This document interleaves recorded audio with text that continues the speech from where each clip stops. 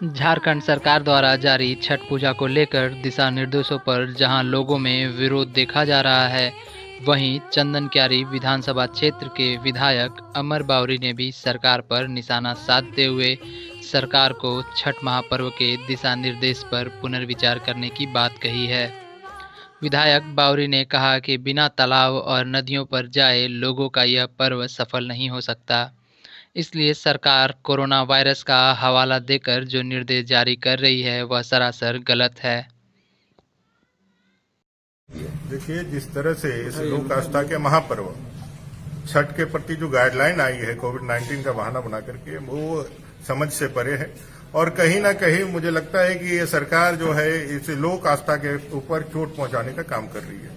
इनको पुनर्विचार करना चाहिए। उनको मालूम होना चाहिए कि लोक आस्था का ये जो महापर्व है, बिना किसी नदी में तट पे गए, बिना किसी तालाब के तट पे गए, बिना किसी झील के तट पे गए, इस पर्व का पूर्ण आहुति नहीं हो सकता है। और बहुसंख्यक समाज जो यह छठ पर्व मनाता है वो नदियों पे जाएगा ही जाएगा। हेमंत सरकार कितने भी ताकत का इस्तेमाल कर ले, वो मानेगा नहीं। भारतीय जनता पार्टी के कार्यकर्ता और हम सब लोग इस लोक आस्था के महापर्व को संपन्न कराने में अपनी जान की बाजी भी लगाने के लिए हम लोग तैयार हैं। हम लोग जाएंगे और निश्चित रूप से सरकार को अपने इस नियम से मैं जरूर कहूंगा कि उनके फजीयत होने से पहले ही उनको इसको वापस रोल बैक करना चाहिए, वापस लेना चाहिए। कोविड-19 का बहाना बना करके इस तरह से आस्था पे चोट नहीं करना चाहिए, क्योंकि पूरे भारत देश में 59 उपचुनाव और बिहार के आम चुनाव, जिसमें झारखंड में भी 2 उपचुनाव बेरमो और यहाँ दुमका में संपन्न हुए, और कहीं भी कोविड-19 का जो प्रोटोकॉल है, वो चाहे सीएम की सभा हो चाहे किसी की भी सभा हो, कहीं देखने को नहीं मिला। और कहीं पर भी कोई कोरोना का स्प्रेड हुआ, इससे कोई आधिकारिक सूचना भी नहीं मिली।